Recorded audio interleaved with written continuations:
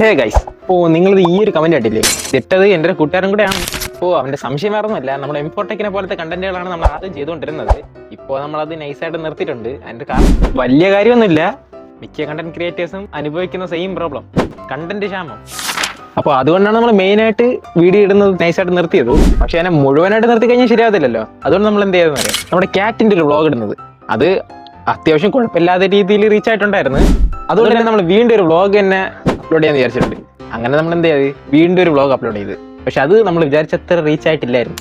പക്ഷെ കുഴപ്പമില്ല, നമ്മൾ അങ്ങനെ അങ്ങോട്ട് വിട്ടുകൊടുക്കാൻ പാടില്ലല്ലോ. അതുകൊണ്ട് എന്ത് ചെയ്ത് നമ്മൾ വീണ്ടും അപ്ലോഡ് ചെയ്ത്. പക്ഷെ അതും പഴയ അവസ്ഥ തന്നെ.